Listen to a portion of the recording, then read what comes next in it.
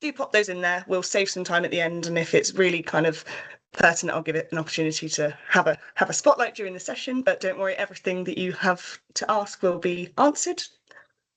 So just to set the scene a little bit, for those of you that don't know who Marketing and Maritime is, we are a community of marketers within the industry. So we are supporting this today because we know that seafaring is a tough, tiring, often unforgiving, but also a brilliant industry and brilliant people who have experiences, lifelong skills, and a sense of pride that few other industries, I think, can match. And although we know that, and hopefully that's why we are all here today, that's not always the case. So we are going to be talking to you about the Seafarer Pledge. And I'm absolutely delighted that the wonderful Sharon and Stephen will be doing all of that hard work and giving you all of the really important stuff. So to give us a start, I'm going to hand you over to the lovely Sharon, who will say a few words. Thank you so much, Kaylee. So good morning, everybody, and thank you for joining us today. For those of you who may not know me, my name is Sharon Coveney. I'm Deputy Chief Executive of the Merchant Navy Welfare Board. And in our role, really, as a National Seafarers Welfare Board, I'm with a pleasure to join you today. But amongst the many things that we do to support our members, that we sort of pride ourselves really in bringing people together, organisations from the maritime sector, to improve coordination, strengthen provision, and ultimately enhance the outcomes for seafarers and their families, both at sea and at shore. Before I begin, I'd just really like to say a sincere thank you, Kaylee, to yourself and Marketing and Maritime for all your support. You've been fantastic. And it's really fantastic to have Marketing and Maritime on board with this initiative. I would say just really sort of over the past month since we held our Pledge Roundtable event back in May, both Stephen and I have had a number of approaches from organisations really interested in the pledge and signing it and getting involved, but they have a number of questions, understandably, and wanted to know a lot more about it, and really what it involves and what it would mean in practice. So that's exactly why we're here today. And Stephen and I are hoping that this session will provide a lot of clarity and answer the questions and give people more confidence really to get involved. Thank you, Kate. Yeah, thank you, Sharon. And Stephen. Yeah, hi, morning everyone. Thanks very much for joining us, and certainly echoing Sharon's words there to thank you, Kaylee, and Marketing and Maritime. My name's Stephen Jones. I think a few of you in the audience, I've been scrolling through to see who's watching, know me. But I'm Stephen Jones. I'm a former seafarer, but perhaps even more importantly than that, I'm the child of a seafarer, grandchild, and many generations back. So seafaring's very much been in my blood, in my family, and also my experiences. Amongst many different things, I've been the founder of the Seafarers Happiness Index. So I'm constantly dealing with global seafarers, listening to their issues, concerns, and their experiences of life at sea. So hopefully some different touch points on the industry of seafarers themselves. And I'm very happy to be here to discuss the Seafarer Pledge with you. So thank you. Yes, thank you. So I'm going to bring up our slides for us so we can get started with the content. And just to really echo what both Sharon and Stephen have said, I not only really believe that this is such an important thing for Marketing and Maritime support from the communications and narratives perspective, but I also am myself a product of a seafaring family, a seafaring partner, and a general love for the South Coast, I think embedded in me from growing up watching the ships go by along the Solent. So that is kind of our take on it, and I'm going to just give you guys a second to have these slides.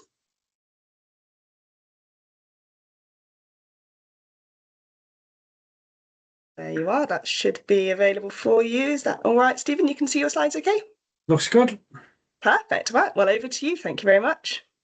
Yeah, so we're just going to have a couple of slides just to set the tone, to give a little bit of context, really, and explain some of the rationale and where we've got to before we start discussing between Sharon and myself, to hopefully give you some answers, but it might lead to more questions, hopefully, so we'll be able to deal with them.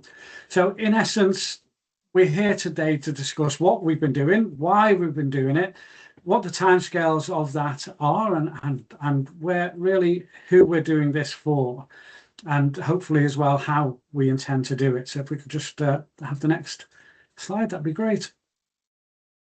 I won't talk too much about how we got to this point, because that's a spoiler and that's the conversation to come. We don't want to lose our impetus too early. But in essence, having discussed the concept of a Seafarer Pledge, one of the things that we wanted to do was to go out to the industry, to the community, and ask the very simple question. So we ran a survey, and of course, one of the most obvious simple questions is, do you think there is a need for a pledge? There's obviously lots of different initiatives that wash around the industry and around the various factors affecting it.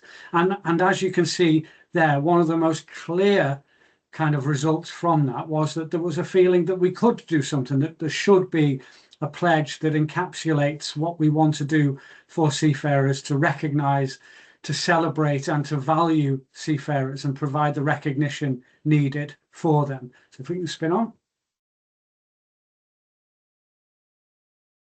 In asking those questions, what became extremely clear was a real obvious mandate that ran through it. The foundations of what was missing really resonated, and obviously, as you can see there, that a lot hinged on issues of recognition and of visibility, and the fact that we're not very good at all nationally in the UK, but certainly abroad as well. This is echoed in other nations, of giving the awareness, understanding seafarers and honouring service. We're also not terribly good at encapsulating how we move seafarers through their career, whether it's those that want to stay at sea, and that's a brilliant, but equally those who want to transition ashore. And again, I know in the audience there's a number of you that work in that area of trying to make a career better for seafarers, to make it better understood, and if people need to transition ashore, then to do that. But as well, also looking at the future seafarers as well, coming through and encouraging them. And the other gap is, of course, of welfare and well-being. Are we doing enough to support seafarers, enough to recognise the extremely difficult trials and tribulations that face seafarers, not just at sea, but also in every day moving back ashore, and how we support, encourage and engage with seafarers and make life as good as it can be for them. Another part of this was, of course, naturally some areas of risk and the skepticism that inevitably comes with all ideas, and quite right too. We need to sense check these things. Was a definite fear that we can't just create some nice words and then we all go away and nothing comes of them. That absolutely cannot be the case. And, you know, I certainly will feel a complete failure if we don't get this moving forward over the line and actually to make it deliver tangible, real change that does something. So that's what we need to do. And that's the challenge, hopefully for all of us as well who sign up. We need to avoid duplication. There are other initiatives that exist, and how we really kind of fit together the gears of positive change to be that.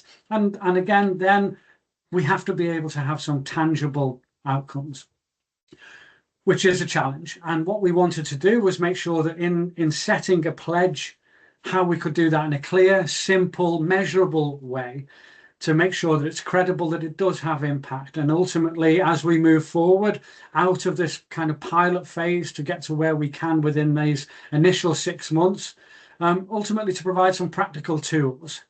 But more than that as well, some good practice from those that are already succeeding. I think that's going to be an incredibly powerful part of the community that we're able to develop and bring together. Those who are already doing good things, those companies who've learned lessons, who are reaching out and caring what they do and how they do it. So we can hopefully start to really build the levels and the foundations of what we do, to give that genuine recognition and respect due to seafarers, those who are serving, obviously, but equally those that are retired as well. There's been concerns that in the past, you know, all efforts have been a little bit too little, too late, and we really do need to move that forward. That might well be the case, but we have to recognise that we owe so much to seafarers, both through wars in the past, Second World War, obviously, the Falklands conflict, whether we do recognise the role of merchant seafarers, people just going about their job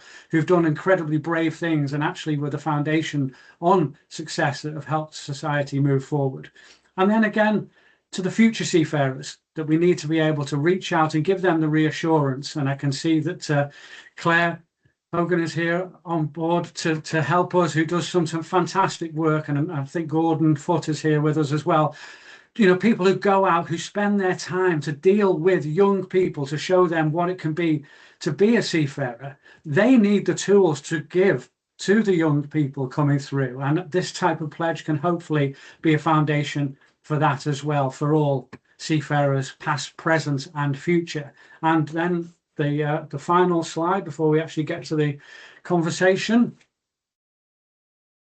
Thank you. So, you know, a slight drum roll as we've come through. And as you can see, version 4.1, you can imagine the hand wringing and the blood letting of the other versions that we've come through. But ultimately, we feel that we're getting there. And certainly the feedback we've had across the survey, an incredibly important roundtable event. And thank you, I think some of you are on that attended the roundtable. And we really did kick around the wording of what this can be. And hopefully, I think most of you can actually read, so I don't need to do that for you. But ultimately, it starts with those words, we pledge to. And this is about the change that we need to bring through that. So in signing up to those words, to that pledge and what we want to deliver, we then have those pillars, the foundations upon which organisations and supporters will look to deliver and bring about change. We recognise that every organisation is different. Every company, everyone who wants to be involved actually has a very different touch point with seafarers. So we don't want to be too draconian. It's not about compliance. I think it's about compassionate pliance, in the fact that we're willing to embrace your vision of what you want to deliver for seafarers, whether that's your influence on improving welfare, whether it's about those career pathways, about that transition, if you're a HR department, how you understand and recognise seafarers, to ultimately be able to promote their skills and experience and recognise them. That was a huge challenge for me moving from the ship. Thankfully, I had a kind of slight transition period in university to help that. But when I came out into the bright lights of the industry, no one really seemed to know much or care about what I'd done at sea. And that felt to be a stumbling block that I know a lot of seafarers need assistance with. And then ultimately that pillar of increased awareness and the importance of seafaring. So that's where we've got to with a pledge. Those are the words that we hope can rally us all to be that cause. And then ultimately through the year, when people have signed up and we move forward, we'll be able to support those signatories in what have you done? And in an honest reflection, if the needle isn't moving, not being shy about saying, well, what can we do better? And this is the lessons that others have come forward, so we can really start to build and develop best practice to, as I say, going back to the absolute building blocks of this, of recognizing and celebrating seafarers and valuing them. So that's thankfully the slides, and now we can move into a few questions between ourselves. But it's great to be here, and thank you for so many of you who have joined us. Stephen, that was great. Thank you. So, have we got any questions to kick us off here, or shall we go through with what we've already got? Let's have a see. Do feel free to use that chat. Oh, Gordon has his hand up. Whilst I get some other questions, Gordon, please feel free to unmute yourself if you'd like to, if you can. If not, I will do that for you. I thought I'd be helpful and fill the gap. That's my purpose in life, Well, to fill the gap for other people. I just wanted to put a rubber stamp on what Stephen's just said. None of us here in this room could have said it better than that. It's what's needed. It's what we're all here to do. And God willing, we'll push this forward. And I know it's not a live bird, and no, it's not a dragon from the Welsh flag, and it is very maritime. So we'll excuse Stephen for that. But yeah, it's what it's all about. And I'm the kind of guy that's just all about actionable outcomes, not just having lunches, conversations, dinners, and group talks. It's what benefits the seafarer at the end of the day, because I happen to be on a ship at the moment, but the seafarers aren't in this room, and that's what we're all here for. And I think an idea like this would show a uniform strength of feeling and passion for the seafarers. But also, like on your last slide, underneath it was saying, annually we can look back and see how we've done, how has this brought it forward, what different conversations this is now unearthing. And Stephen's one person in this room that knows more than any, because he writes most regularly about all the passionate things about what's not right with the maritime. But between us and between all of us here in this room, I think we're a strength for all what is good and what is right about the maritime. So we should have the opportunity to blast it far and wide. And I think a pledge like this is an actionable outcome, because for those that don't ordinarily do that, even signing up for the pledge is an action that they've taken. So that's an actionable outcome that some of the ship owners and the industry organization can make that pledge, and they are showing that they have provided some action. So they're not talking about it, they want to make this pledge, and then it's down to each of those companies and entities to do what they can to uphold the words that are in that pledge. Thanks. Thank you, Gordon. No, thank you. That was lovely, and I can see there's an influx of people that are feeling brave enough to do it now. But I think we'll do a couple of things first. There's a few, I suppose, more of the pragmatic kind of things and logical stuff, which I'll let Sharon and Stephen talk through for you. So there's a couple of questions just to help us all kind of understand in terms of who can sign and what makes someone eligible. So I don't know if Stephen or Sharon, you wanted to just kind of give us a bit of an overview on that. What makes someone eligible? Sorry, Kaylee. Yeah, I mean, who can sign this? This is a great initiative, but actually, what are you looking for in terms of who can sign it and who can be a part of it? Well, we're looking for organisations to actually sign the pledge, and that can be someone who directly or indirectly that works with seafarers. Not necessarily our members, although it'd be great to have MNWB members on board, but ultimately we want, we've got a number which will go on to towards the end about a number of people, early signatories, but a whole plethora of the maritime industry. And when we started planning for this, it was just we were focusing on organisations, but we've got a number of we've had a number of contacts from individuals who may not necessarily work within the maritime sector. They may be seafarers themselves, that they want to sort of show support. So we've got two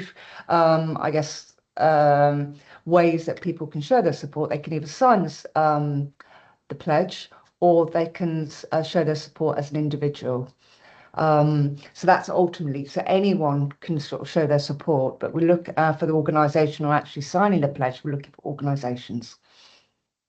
And maybe Stephen, you've already given us a little bit of flavour with that with those lovely slides, but in terms of at the heart of it, what that core commitment really is, we're talking about the actions and the commitments we can take.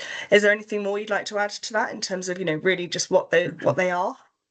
Yeah, I mean, just go back to that point. I think I don't like the expression "lowest hanging fruit," but what we're clearly dealing with are the most obvious links to it. So I think in this first kind of iteration, it is about those organisations that deal and know seafarers already, or at least in the maritime sphere. But I do think and hope that in time this could definitely become a wider issue into society itself. I'm looking literally down the River Mersey. I can see the Liver building and actually some ships.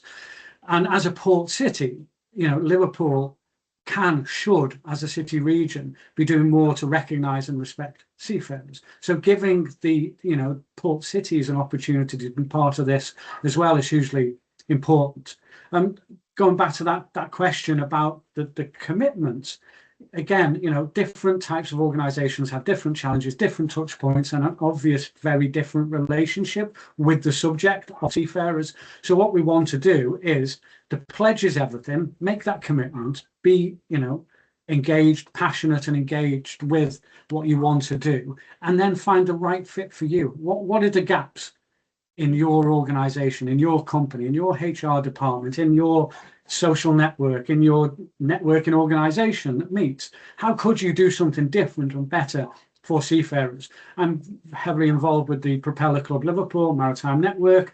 One of the reasons we have a first Thursday, and we're so kind of committed to that regular rhythm and beat of having events, was to allow people who work at sea to know when we're on, know where we are. So if they miss a few, doesn't matter, you just pop along to the next first Thursday and you come along and you hopefully feel as welcome as you did the first time. So those little touch points that, you know, they don't take much effort extra, but it can give reassurance to a seafarer that they are welcome and part of that community. So it's about building your own building blocks to delivering on the pledge that you make, really.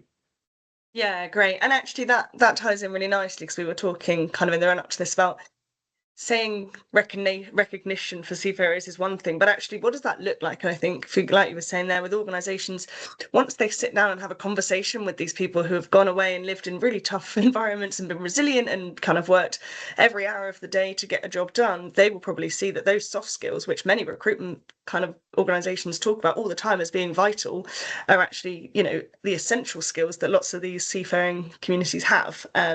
So in terms of valuing those qualifications, is it not just about, you know, what they have on paper, but also kind of bringing the awareness of kind of what they deal with and what that could translate to ashore? Would that be fair to say? Very much so. And I copied some words that Sue Henney gave for us just after the round table. I know she's on. I saw a question fly in. I'm sure there's many from Sue. Yeah. But her company, Idwal, they employ a lot of former seafarers. And so I think they're a great example of someone who has an obvious and immediate corporate touch point. And she really wanted to kind of capture what they as a company see as the skills that former seafarers bring ashore. And I've just got some of these words: discipline, you know, knowing how to operate within strict procedures, resilience, as you mentioned, teamwork, leadership, decision making under pressure, accountability, adaptability, being able to communicate across cultures, being able to risk aware and problem solve. Now that, to me, if you were to put that in a job description, it'd be very difficult to find people who do come with all those, you know, attributes. And yet here we do. We have an absolutely incredible workforce that are able to do fantastic things. So I think that's an important part of this as well. So anyone who does have doubts, or whose HR department maybe don't often think about seafarers enough, to give them that and say, look, this is the profile of what seafarers come ashore with. What do you think of this? And watch their little eyes light up as they see, like, wow, what an amazing resource that we should be tapping into more readily. Yeah, and I think that kind of there's a few bits in here as well, but it's Lee has also mentioned making this something that's an awareness from day dot, from the beginning of a seafarer's career. So whether that's something that, you know, you mentioned that there are the colleges here and how they get involved, but also making this not just something that we think about once someone's come to the end of a career when they're looking for what's next, but actually embedded throughout, that we know that people have these skills and it's something that is built into their capacity. So I think thank you all for putting everything in the chat. It looks great. We'll come to those. In terms of the more practical questions still, in terms of actually how do we do this and what is accountability and how do we reflect on these? When you guys have spoken, Stephen and Sharon, how have you kind of got to, maybe through your roundtables, in great, we all agree with this, it makes sense in principle, we know what steps to take, but how do we keep that momentum going up, you know, beyond the wonderful things that you can do through campaigns and your marketing skills? What about actually kind of practically doing these things? How do we check in on progress, or how do we make sure it doesn't become a tick box exercise that we sign this pledge and then it's forgotten about? So what do you think, you know, we could actually be doing? I think from the get-go, myself and Stephen were very clear about, we wanted it to be consistent. We didn't want to do an event like, for example, when we did the survey and then we got onto the round table, we were like, we do this so it doesn't fall off the radar, because a lot of the feedback we received was, well, you know, what's special about it? It's just another pledge, you know, nothing's going to happen, it's just words. So we're very clear, I think, from the get-go, that one, we wanted to make the messaging consistent, but also we wanted to make sure, follow through, that we're listening to people. It's not what we think. It's really been the forefront of that happening when we're planning this, to get to frame the pledge around the input and feedback that we've received. We touched on the round table. One of the things that we had when the main discussion area, actually, when we had the round table, was about the nation's or the outside's perception of merchant navy. We got quite a few organisations saying, well, MN doesn't mean anything to anybody. So we spent a lot of time trying to sort of consider about how can we change this so it encompasses, so not forgetting the history of the Merchant Navy, but also about how can we make it more encompassing to not just MN, Merchant Navy seafarers, how anyone that works at sea. And as a result of that roundtable, we changed the wording. So we changed it to merchant seafarers and those at sea, and that was a direct result, wasn't it, Stephen, of the feedback we received from the round table. So, and the wording as well for the pledge, that's been shaped by the feedback that we received. So really, in answer to your question, Kaylee, we've definitely tried to be consistent, and that from the get-go, and that will continue throughout. We don't want to make it rigorous for people. We understand, especially the organisations are maybe quite small. We don't want to make it an organisational admin burden for people. So part of our toolkit will include like an annual review, and that will be followed up by MNWB. I think I briefly saw a question about, well, are there going to be any further roundtables or strategy meetings? So throughout this, once people sign up, we're not just going to, okay, here's your certificate, goodbye. There's going to be consistency throughout because, like Stephen alluded to or said earlier, it's a change, it's a work in progress. What works, what doesn't work, what are people struggling with? Collectively, we will use experience of the organisation and the feedback we receive to shape the future of the pledge as well. So we're very keen to, like, I wouldn't say soft touch, but on the admin side of things, we don't want to make it onerous for people to scare people away, so to speak. Really. Yeah, great. And that question that you picked up on there, Sharon, was from Catherine, who was saying, will there be more of these things? And as you said, yes, in theory. And also the people that want to be supporting it, making sure that there are those, dotted lines in kind of two-way communications with you guys to make sure that it continues to evolve. And just the other question that I thought I'll bring in whilst we're chatting on the subject. So Mike had said when we were talking about the name and how it came to be and changed, I think he was wondering if you had any specific kind of examples of, who was it in mind you had when it changed from Merchant Navy to Seafarer? I know we sort of said that, but any particular examples that you can think of on the spot that would help Mike's question there? Well, I think going back to the point that Sharon mentioned there, I think one of the most powerful things about the discussions we've had, the round table, etc., is that actually there wasn't a lot of initial agreement. There was pushback. There was kind of quite difficult debate and discussion, and I think the name Merchant Navy was one of those certainly kind of complex areas that we hadn't perhaps necessarily really thought about getting into, and then all of a sudden it was a very strongly held view by a lot of the organizations that actually, to give this some real sense of longevity and wider reach, maybe the term Merchant Navy is a little too UK centric, and we needed really to be able to give some better, wider context. And I think really, that was a powerful part of the listening process for us. To Mike's point about, who we were thinking about, again, we've had some concern expressed, certainly about fishers, about, does this adequately reflect them, the amazing work, vital that they do? Yes and no is the answer. They're very much aware that you can't list everything. I think I've made a comment in the round table that, you can't have a list that's longer than the pledge itself, and you kind of can't build too many caveats in. I think trying to put in the fact of, and those that work at sea, as hopefully an adequate enough catch-all at the moment to allow us to reflect and respect those that do things out at sea and how we kind of get them.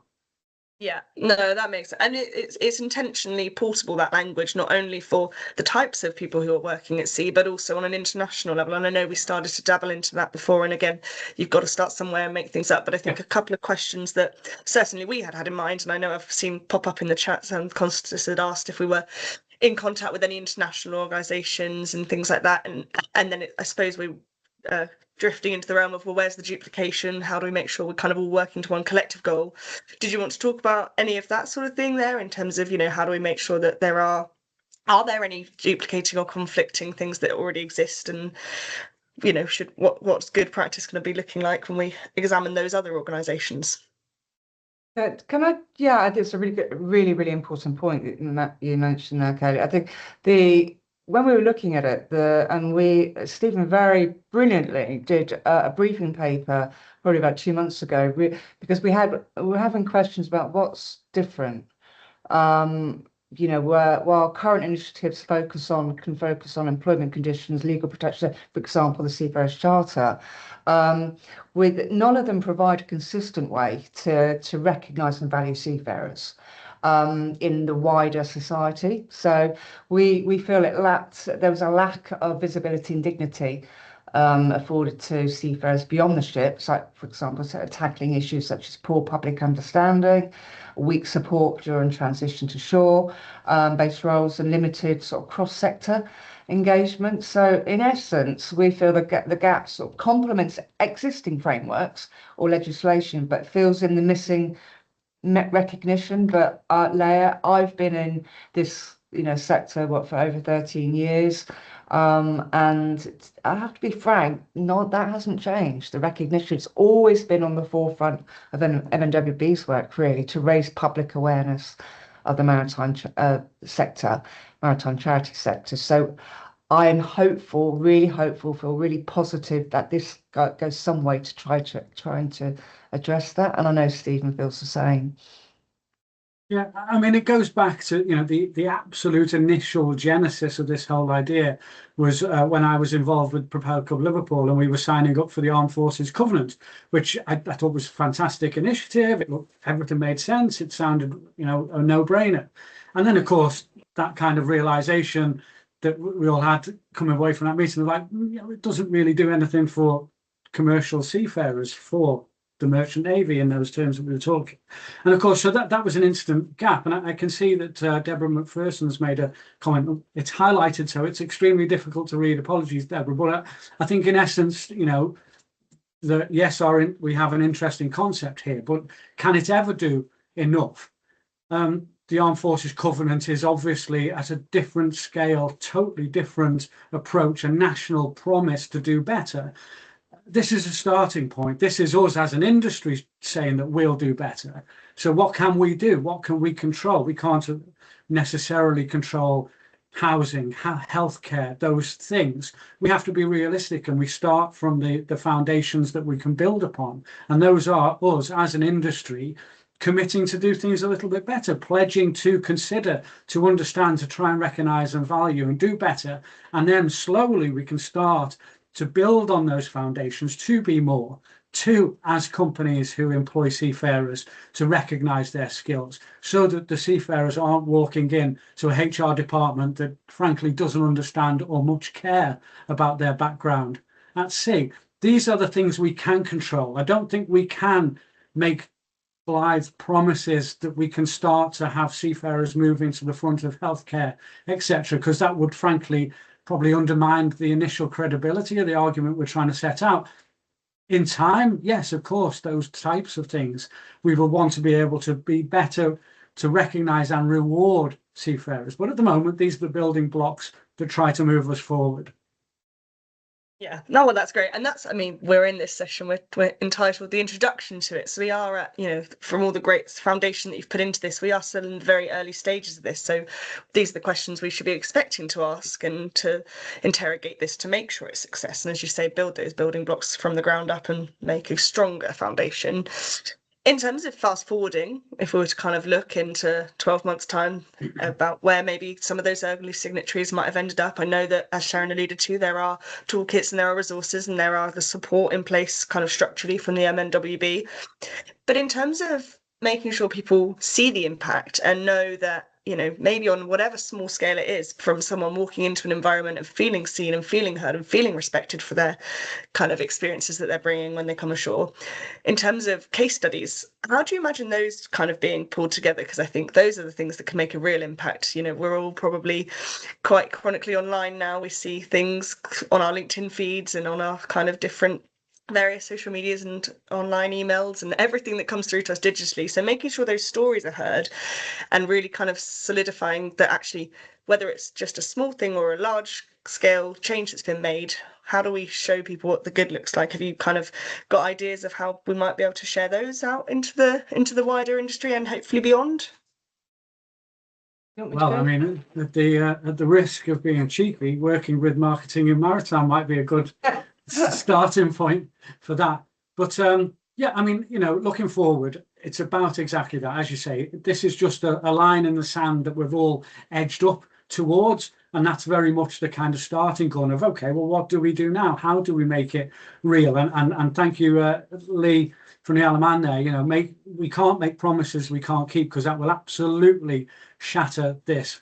So what we need to do is, once we've started this, really having that period of reflection, and we've been discussing and looking at the calendar, and I think by the time we get this roll forward, London Shipping Week 27, you know, in what, 13, 14 months time, whatever, would probably be a really good point at which we can gather the early signatories to reflect and start to say what they have done, what has been delivered, what has changed.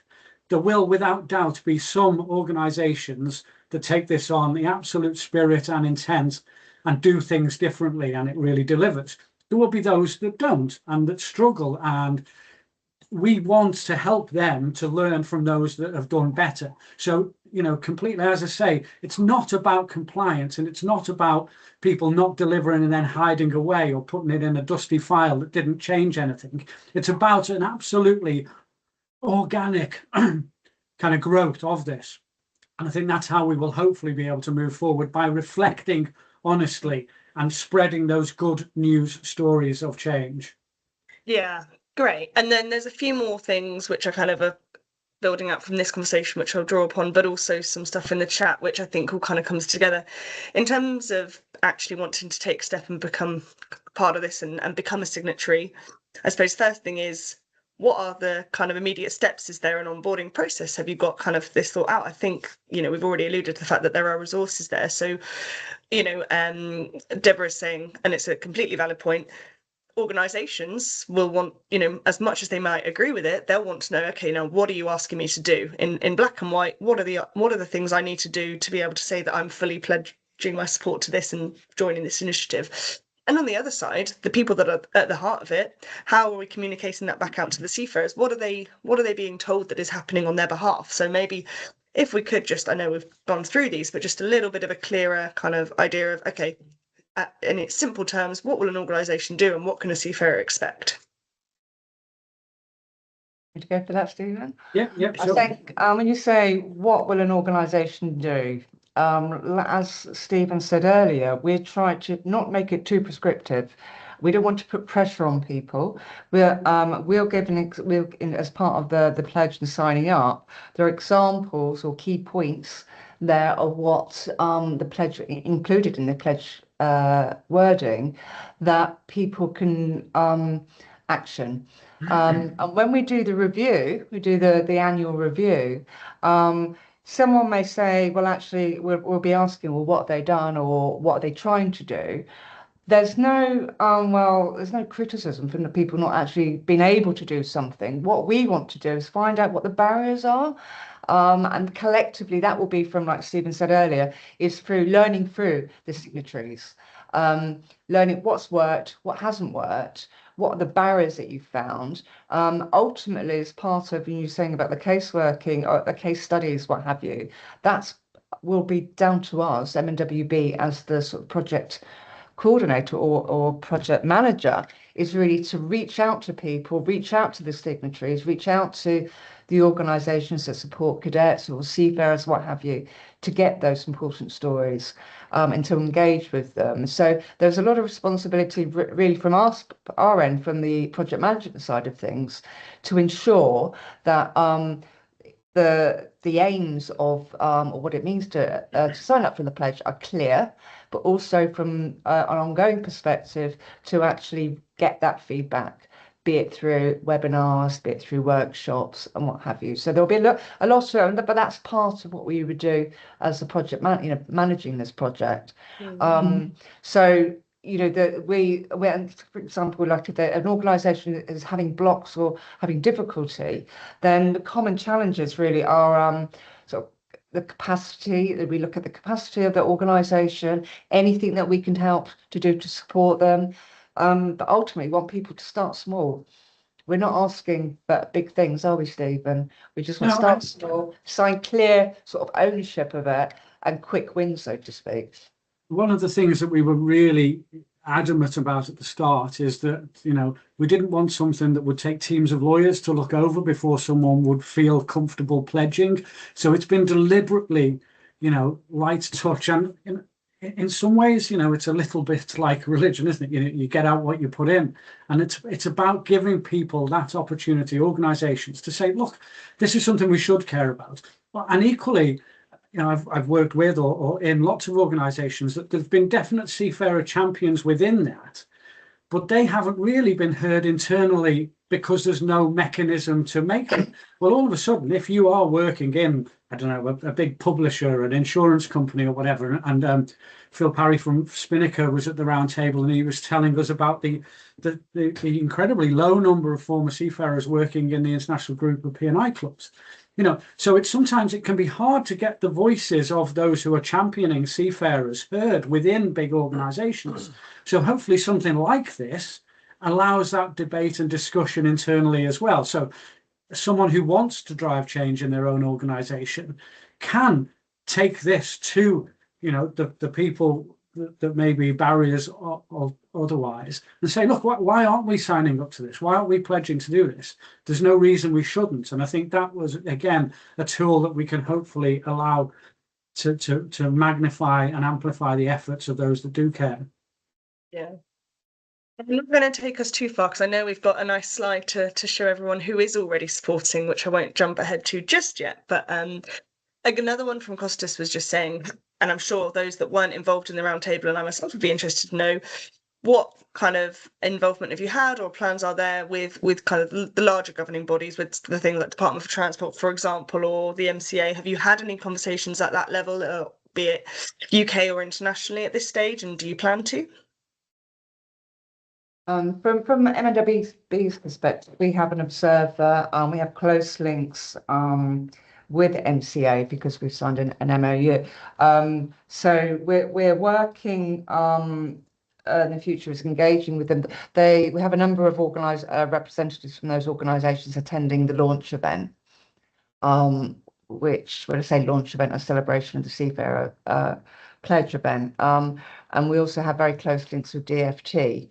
So we're working with trying to strengthen clarity around the pledge and to try and get government buy-in, so to speak. So we're still work in progress on that part. But we do have very close links with those organisations. So we would hope long term is that they will sign up. I think it's just about people having confidence in it. At the moment, it's slightly, hence the number of people here today. There's still clarity required, and there may be still clarity required after this webinar, based on the questions that have come through. I must say, myself and Stephen will look at those questions and respond to them. And hopefully it's working in progress, feeding on that feedback that we receive and queries receive, concerns that we receive, and trying to reassure people and answer those queries. Yeah, much great. of if I can just jump in very quickly there, I think much of the standing of this comes from the signatories. We can only do so much. We can, as I said, maybe draw that line and help people over it, but getting the support, so the organisations that are involved, and I can see that Cameron from the Isle of Man Ship Registry is on, and as soon as I reached out to Cameron, his enthusiasm and passion, both as a former seafarer but as someone who understands how important these things are, he instantly got it and wanted to give support. And it's those, so having a flag state that recognises the importance of recognising, celebrating and valuing seafarers is hugely important, and it moves us forward massively. I saw someone mention before about international elements to this. I would very much hope that this can be taken further and wider. And again, I can see that my good friend Captain Aki from Sailors Cart in Singapore is on. And I think, you know, there is so much that we can take and learn together and feed and support and make sure that seafarers are recognised globally. And hopefully a pledge might be the first part in that jigsaw being completed. Yeah, great. So no, there's lots going on in here. I think Few hands up, I think. Sue was worried. I'm Yeah, just going to so come to couple of those hands. exactly. No, so I know we've got a few things to cover in terms of who else is supporting and a bit to tell you about what's coming next. But first, no, Gordon, Ken and Danny, I haven't been ignoring you. I've seen you all patiently waiting. Danny, yours has gone down and so is yours, Ken. But did either of you still have something you wanted to join the conversation with? No, absolutely no pressure, but if you would like to. Yeah, it's just very quickly. Stephen and Sharon, I fully agree with the Seafarers Pledge. And the reason I put my hand down was because Stephen partly mentioned it. And I'm an armed forces veteran, and therefore, in theory, covered by the covenant. And I say in theory because a lot of it doesn't work. You know, the NHS Trust signs up to help you, but actually the only help I get is invited to a coffee morning once a month to talk about mental health, which is not an issue. But Stephen said that's going to be a long term, because my worry about for seafarers is when they come back ashore, they don't have access to medical facilities like the Royal Navy do. So if they go away for 6 months, 9 months, they come home and they need to see a doctor, then they're at the back of the queue. And by the time they get to the front of the queue, they're back at sea again. And it's those sort of things I'm worried about, you know, and everything else. It's trying to get those.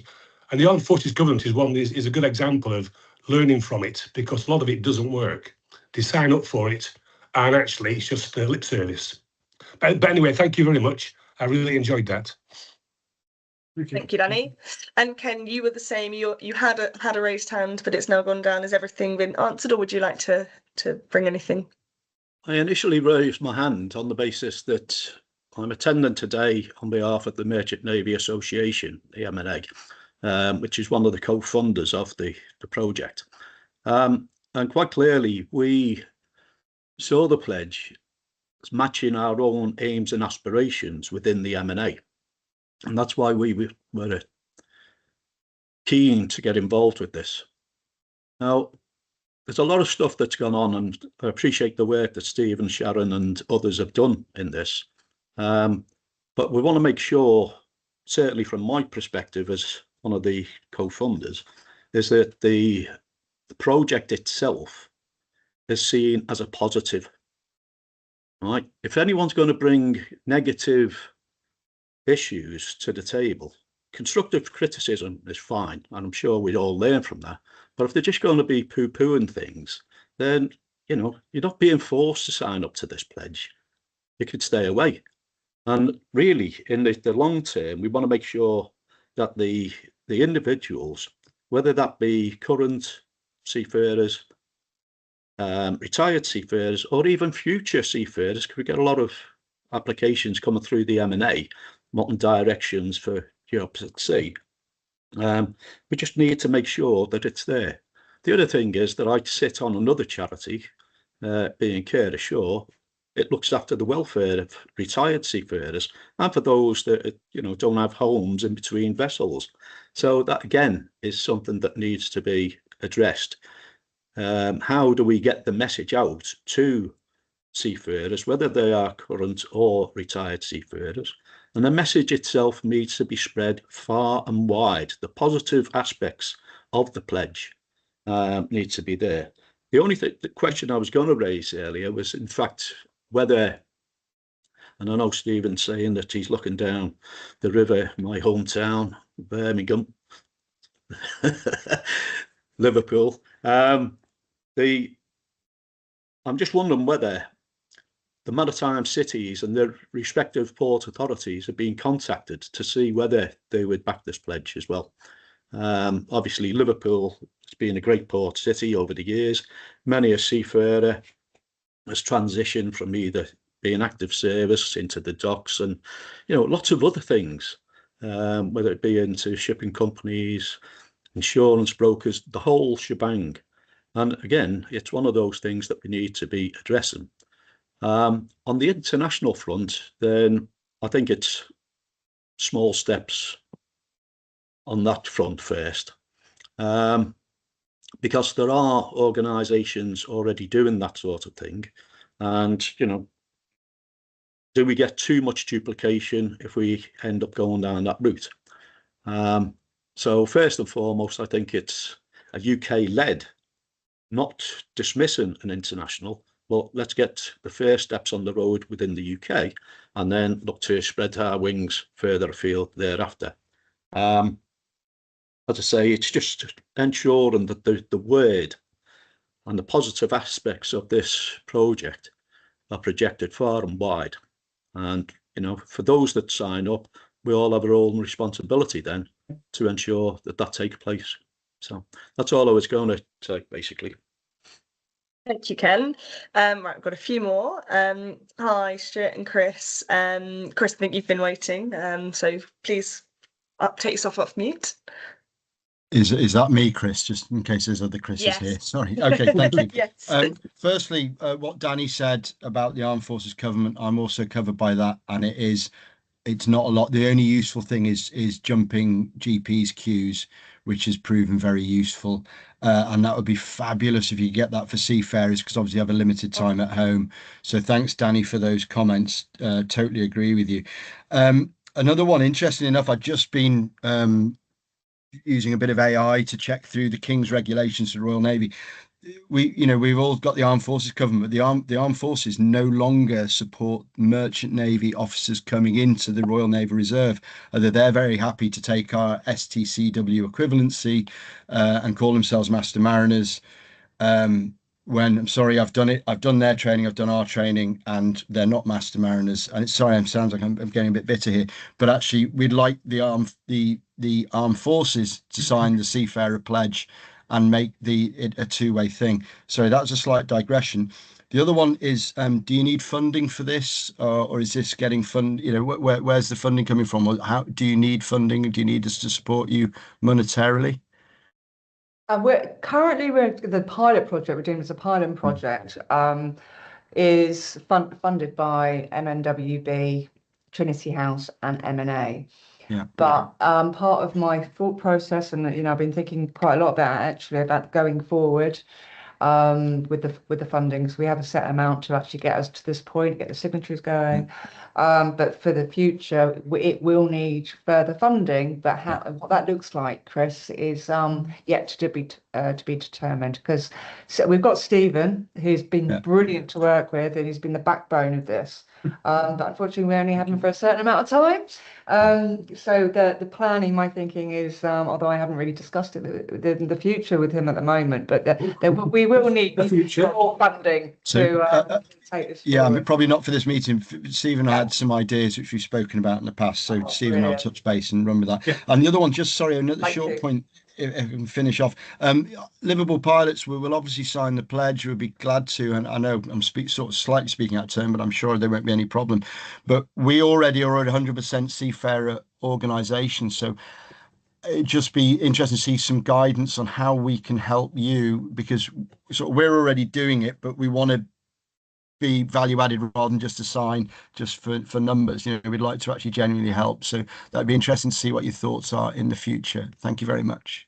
Thank you. Gordon, then Stuart, I think. So Gordon, blow us away. Hey, thanks. I'll be a quick one, I guess. And I'm on the side with Chris and Danny there, by the way, because I'm Merchant Navy, but I'm also a veteran as well. So I know some of these conversations, and I've had them with Stephen as well. We could go around in circles about what the Armed Forces Covenant is, what it does well, what it doesn't do so well.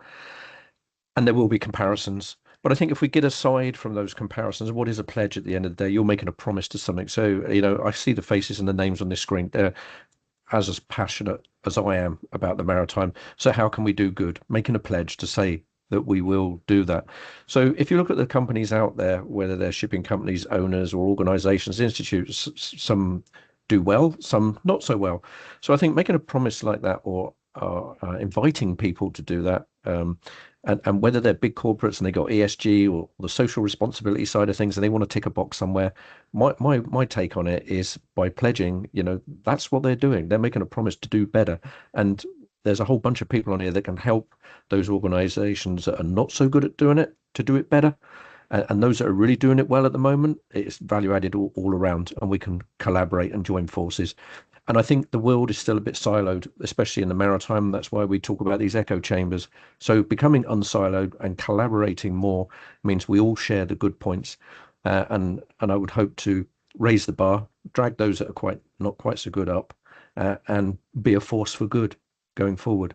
So yeah, the Armed Forces Covenant is something that's going to be talked about in the same light, but I would hope that it's not. We are different. We're standalone. And I think it can only bring good. Most definitely. And the other thing is we shouldn't go knocking on doors, inviting people to join. I think the real people out there that are seafaring centred will come to us and say, please, can I sign your pledge? And as an ambassador for the MWB, that's what I'll be shouting for. And with regards to the senior service, I have the ear of Dartmouth down there. So a pledge like this and what, the Merchant Navy stands for is continually being passed to the Royal Navy, and I'll maintain that and I'll keep doing that. Thank you. All right, well, we'll hear from Stuart, and then I think Captain Eki, you have your hand up too, so we'll do the both of you. We are rapidly running out of time, but this is brilliant, and as we've said, all of those questions, if you feel anything isn't quite clear or quite answered, we will be filtering those back out and making sure you've had that clarity. So this is not the end of dot. I just know we've got a few more things to get through on this busy Friday morning. So Stuart, you have your hand. Do join us. Yeah, thanks, Kaylee. Really just to pick up on the point about international, and this question came up at the round table, that, would we be making this available internationally? I guess the short answer is yes and no. Merchant Navy Welfare Board is a UK organisation. Our primary focus and priority is the UK. But as with many things that come out of Merchant Navy Welfare Board, we are always happy to share and support. And indeed, for those of you that know, and I can see there are a number of Port Welfare Committee members on the call, the whole concept of Port Welfare Committees, which are designed really to bring the port communities together, deal with issues that affect seafarers quickly, and to make sure that we're constantly raising welfare standards. That's been a core piece of MNWB's work since it started in 1948. And when the Maritime Labour Convention was put together, the basis for the welfare elements of that were taken from the Merchant Navy Welfare Board model.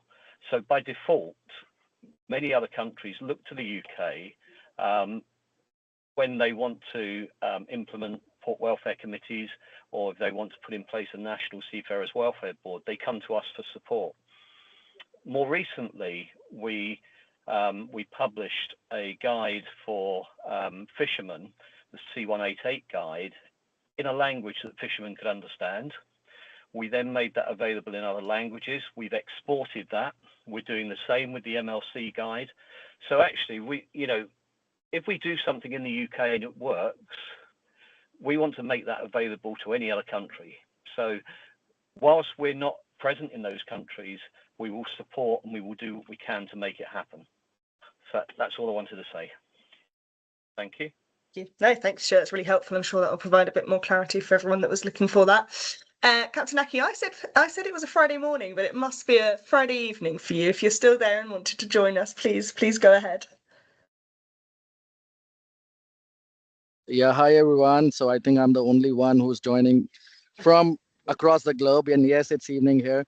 And firstly, I want to congratulate Stephen, Sharon, Kelly. I think this is a very great initiative. Another one from Stephen again for the seafarers. I'm a seafarer myself. I know no one talks about us, and Stephen has been really pushing things for the whole world to see, what seafarers are doing. And I think it's really needed at this point. And what I'll add up just a short line here, that most of the initiatives out there, which are for the seafarers, are good to have. I think we should make this one as must have. So when we are talking about shipping companies, we are talking about organizations here, we are talking about stakeholders. Let's do this pledge as must have pledge. Let's bring it as not just if you sign it, it's good for you. Let's make it like, if you sign it, it's a must for you. You should sign this.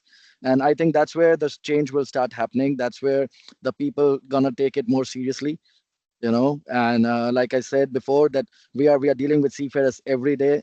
There's still a very big gap out there, and there's a lot of things still to be done for them. And I think this is a good start. And from Sailors Card from Singapore, we are always there to support you, and anything what we can do in our this part of the world, we'll be happy to help. Yeah, thanks. Brilliant. Thank you, Captain Aki.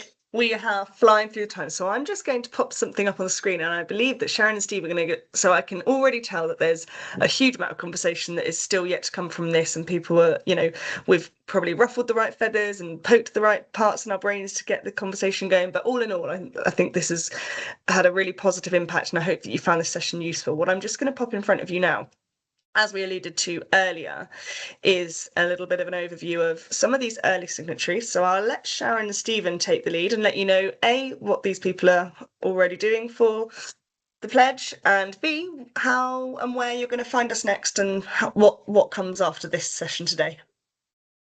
Yeah, actually, we can just add, I'd like to say we can add Liverpool pilots onto that one as well from this meeting, which is great. Thanks, Chris. So far, we've had 11 organisations confirm that they're more than happy to sign the pledge. There's been a lot of discussion between those organisations, and I just want to add, as part of the work that we've done for the toolkit, we do have a project reference, which includes the wording and sort of a plan for the future, document of frequently asked questions, which we can more than happy, actually, Kaylee, it's good with you, when you send the link to the webinar, it's been recorded, isn't it, so people can access it. To everyone who's attended, we can send out that document, so that will hopefully, it's got something that people can read through. But also after this meeting, so that means myself and Stephen will go through the questions to answer those specific questions, because I know there's a number of questions that we didn't get round to asking. And just what's popped up there, Isle of Man Maritime, great, thank you, Lee, another one. So we'll answer those questions, and then next we have a launch, let's say soft launch. We're quite keen to not do a launch event per se, but we're doing a celebration of the Seafarer Pledge event on the 1st of July, which is going to be held at Norton Rose Forbright in London. Now we do have capacity for 120 people, so if anyone here, if you haven't received an invite and you would like to attend, please do. We're trying to focus on not done a networking event to celebrate the pledge. We'll also be announcing, because I know on a daily basis we get people approach us say we want to sign it, so we'll be announcing full signatories, and yeah, so if you'd like to come, please do contact myself or Kaylee or Stephen. And also leading on from there, if you do have any questions following this at all that you'd like to chat through, rather than just read through a document, what have you, please do let me know, because I'm more than happy to speak through. But just looking at the questions, I know there's been lots of really valuable questions there that have helped, will be part of other feedback that we received that will help shape it even further. So thank you. Yeah. And I just wanted to give a shout out just there from One Ocean. Catherine has also said that they're already on board too, so not to let you down. And I know that you had a comment in the chat earlier on about how we can do this shipping week, and all of the things that we can continue to do. So those are probably great ideas that we should all continue to converse on in due course. But thank you, Stephen. I'm sure you probably want a final word too. Well, I've just seen that Cameron's got his hand up, and seeing as he was kind enough to sign up yesterday. Go on, Cameron. It was just really an offer. Excuse me. I saw in the signatories list that Trinity House has also signed up. Well, it just so happens that the Isle of Man Ship Registry has an event at Trinity House in the middle of September. So I would just like to invite Stephen, Sharon, Kaylee along. Maybe you could say a few words about the pledge during that little gathering and inform the audience of where we are, where you're up to. I think it'd be a good idea, but I'll leave it entirely up to you. That'd be brilliant. Thank We you. could be there. We'll be there. Thank you, Cameron. Thank you. Well, look at everyone coming in and saying they're going to support. Thank you so much, everybody. Sorry, Stephen, back to you. And just wrapping up from me, I mean, we developed a list of about 25 questions to sustain ourselves through this, in case no one was interested. The fact that I don't think we've got even through 2 of them is real testament to you all who've attended, and thank you so much. You know, a lot of you are people I know and respect and love and friends, and you know, to have this energy in the industry, I think can only be good and really help us drive this forward. And we need to take that energy to make sure that we're delivering for seafarers as well. So I just wanted to thank you all so much for attending, and you know, and now hopefully we can take this energy and build on that foundation to move us forward into the future as well. So thank you. Well, thank you. And I think I will say on behalf of everyone that's joined today, Sharon, Stephen, well done. Thank you. And we look forward to seeing what comes next. Thank you very much, everyone. We will send everything through, slides, support, details, the whole shebang. Get in touch if you need any support with any of it. But thank you and enjoy the rest of your days. Yeah, thank you, everybody.